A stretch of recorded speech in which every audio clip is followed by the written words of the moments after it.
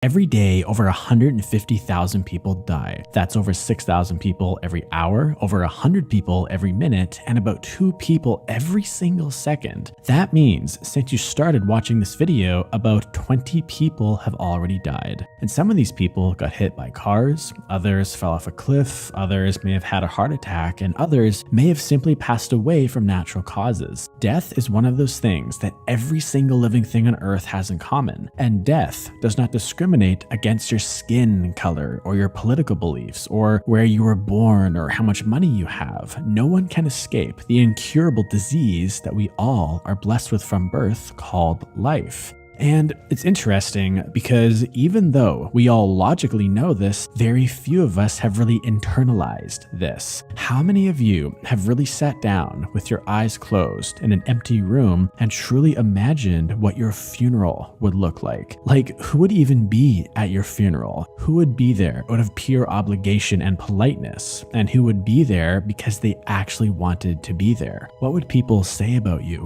What would they remember? And it's weird because you'd think because we all have this terminal disease called life that we all would be more sympathetic and loving with one another. I mean, this life disease really is the one thing that all human beings have in common. Because in 120 years from now, every single human being on Earth will be dead and a brand new set of humans will be alive. And then in another 120 years after that, another brand new set of people will be alive. And this is the cycle of life. It just goes on and on and on. And when you start thinking about life like this, you really start to realize how short our time here on Earth really is. And you also start to realize that we all are on this journey together as one. And it also makes you question the way most people interact with one another. Like, why do so many people get so angry with each other? Or why do people argue with each other? Why do people physically harm one another? Why are there so many parents who yell at their kids or even beat their kids? Why do so many spouses who supposedly love each other fight all the time? Why are there siblings who don't speak to each other to this day over some disagreement that took place years ago? Why do best friends talk badly about each other behind each other's back? Why do human beings behave like this? I think a part of it is because we really have not sat down to really think about what the true meaning of life is. And I also think that most people really have not come to terms with the fact that they are not going to be here forever. And to be honest, I don't really claim to know what the true meaning of life is. Okay, I think it's something that our human brain can't fully logically understand. It would kind of be like trying to explain consciousness to a dog or a cat or something. They just can't understand it. However, what I will say is there are some things that I think everyone should know. And I think the first step to actually understanding a topic like the meaning of life is to first align ourselves with the 4 truths of the universe. And the first truth is the truth of cause and effect, which means that every single thing you do or say has some kind of effect on the world around you and yourself. For example, let's say a number of years ago you lost your temper and you got really mad at a loved one in your life. This could be a family member or a friend or even that random person on the street.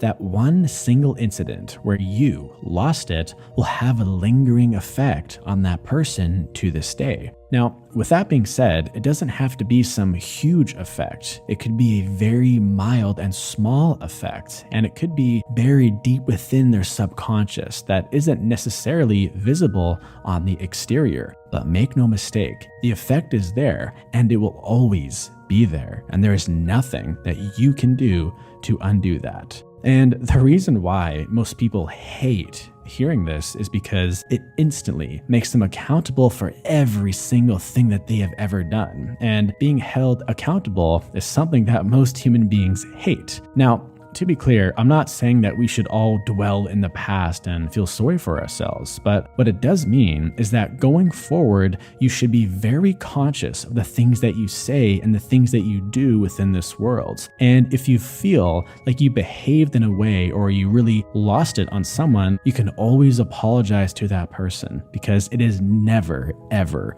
too late to say, I'm sorry. And the second truth of the universe is the law of impermanence, which means that every single thing here on Earth is temporary, like our bodies, our minds, our relationships, even our brains, even the video that you are watching right now. This video will probably be gone one day because the sun could explode and every single thing could be gone within a second. And funny enough, this is actually a good thing, and it shouldn't really make you feel bad or sad because it's none of those things. What it should make you do is really cherish each and every single moment that you have here on Earth. And to be clear, they don't have to be these big special moments. They can be any moment, like that one time where you laughed so hard that tears fell from your eyes, or maybe it was that time where you simply were sitting alone and you were just gazing at the sunset. Because all we really have in this lifetime is the present moment. And the third truth is the law of suffering and attachment. Any time that we become attached to something or someone, you are basically making a contract with yourself to be unhappy. Because like we just discussed, nothing here on Earth is permanent, which means that you will eventually lose that loved one, or you will eventually lose that watch, or that car, or that family member. Even your own body, you are going to lose.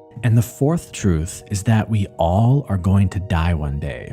And the death truth is typically the toughest one for most people to accept because it often makes people really sad. But death does not have to be this horribly bad thing or even a sad thing, because without death, the moments with our friends or our family would not really be that special or deep. Without death, everything would eventually become dull and meek and gray, and there would be no incentive to really love and cherish the moments that we have with one another. There would be no incentive to really laugh deeply or love deeply or even to be present. And these are the things that truly make life rich and worth living. And on top of that, death is one of those things that truly does connect all of us because it makes you realize that you and the 7 other billion people here on Earth really are all on the same team, because this is our time. This is our time to collectively live life to the fullest as one.